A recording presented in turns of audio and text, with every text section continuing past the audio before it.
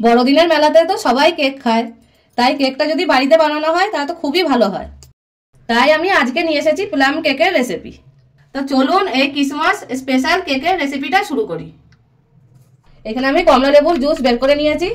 এবার এর মধ্যে দিয়ে দেবো ড্রাই ফ্রুট। ড্রাই ফ্রুটের মধ্যে আমি নিয়েছি আমন্ডস, বাদাম, পেস্তা, কিশমিশ আর কাজু বাদাম। আমি সবগুলোই কেটে নিয়েছি, শুধু কিশমিশটাই আমি কাটিনি।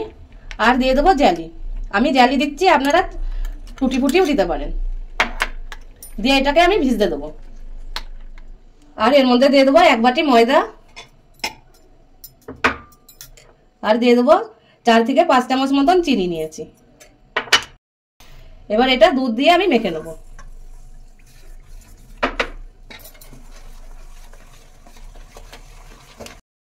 এবার এটাকে সাইডে রেখে দেবো। এবার আমি গ্যাসে একটা প্যান বসিয়ে নিয়েছি। প্যানে দিয়ে দেবো চিনি, দিয়ে এটাকে আমি ক্যারামেল বানিয়ে নেবো। চিনি দেওয়ার সাথে সাথে আমি নাড়াচাড়া করবো না, চিনিটা আমি প্যানটাকে আগে গরম হতে দেবো। চিনিটা এবার মেল্ট হয়ে গেছে, এবার আমি এটাকে নেড়ে চেড়ে নেবো।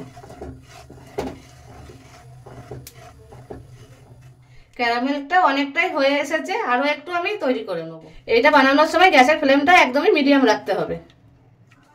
ক্যারামেলটা হয়ে গেছে, এবার আমি এরপরে দিয়ে দেবো জল।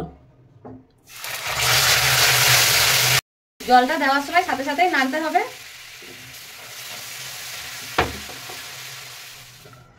প্লাম কেকের জন্য ক্যারামেলটা একদমই তৈরি হয়ে গেছে। এবার এটা আমি এই ব্যাটারটাই ঢেলে দেবো, দিয়ে এটাকে আমি মিশিয়ে নেবো। কালারটা কত সুন্দর এসেছে দেখতেই পাচ্ছেন আপনারা। এবার দিয়ে দেবো ভ্যানিলা এসেন্স। এটাকেও মিশিয়ে নেবো। এবার এই যে কমলা লেবু জুসের মধ্যে যে ড্রাই ফ্রুটগুলো আমি ভিজিয়ে রেখেছিলাম, এটা আমি ঢেলে দেবো, দিয়ে এটাকেও আমি মিশিয়ে নেবো।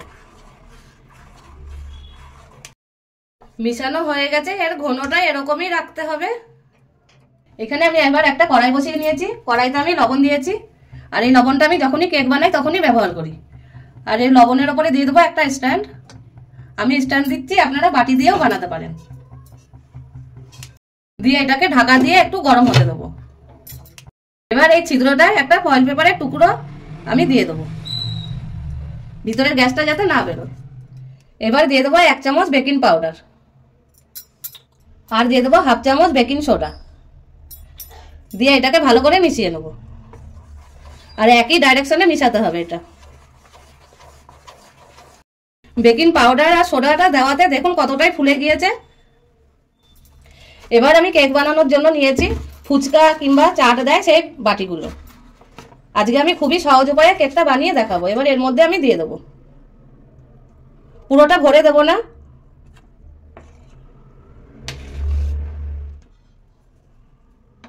এবার ওপর দিয়ে দিয়ে দেবো চকলেট চিপস।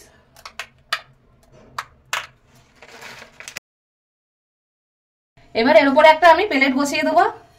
প্লেটটা আমি জালিওয়ালা নিয়েছি, আপনারা এমনি প্লেটও নিতে পারেন। দিয়ে এটা আমি বসিয়ে দেবো।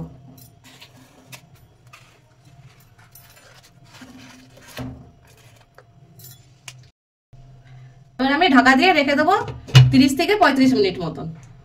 আমি এই কেক মোল্ড নিয়েছি, কেক মোল্ডেও আমি এটাকে নিয়ে নেবো মিশ্রণটাকে।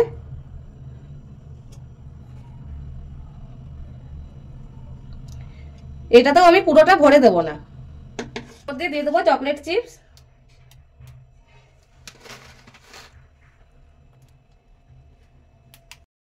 এই দুটোও আমি এই কড়াইতেই আমি দিয়ে দেবো।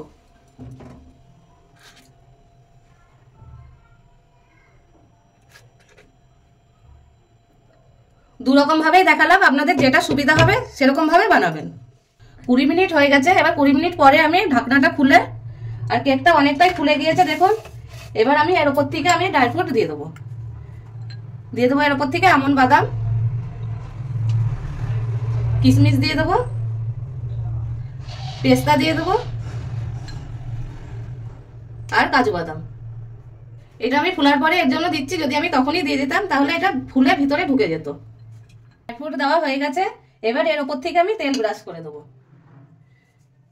এরকম হালকা হালকা তেল ব্রাশ করে দেবো। তেলটা আমি এর জন্য ব্রাশ করছি যে এর উপরে কালারটা বেশ সুন্দর আসবে। ব্রাশ করা হয়ে গেছে, এবার আরো আমি 15 মিনিট মতন ঢাকা দিয়ে রেখে দেবো। কেকটা কত সুন্দর ভাবে ফুলে গিয়েছে দেখুন, আর কালারটাও চেঞ্জ হয়ে এসছে। এবার আমি একটা টুথপিক নিয়েছি, এবার এটা দিয়ে দেখে নেবো যে কাঁচা আছে কিনা। শুকনো আছে, তার মানে কেকটা পুরোই তৈরি হয়ে গেছে। এবার আমি গ্যাসটা অফ করে দেবো। এগুলো আমি ওরকমই বানিয়ে নেবো। এবার ঢাকা দিয়ে রেখে দেবো। বাকি কেকগুলোও হয়ে গেছে, আমি আর নামিয়ে নেবো। এবার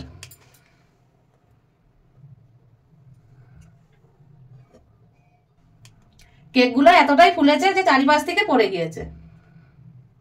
এবার আমি এই কেকটা চারিপাশ থেকে ছাড়িয়ে নেবো একটা চাকু দিয়ে।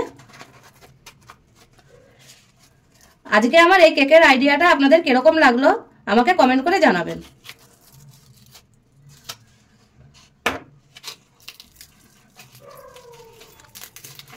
কত সুন্দরভাবে উঠে যাচ্ছে দেখুন।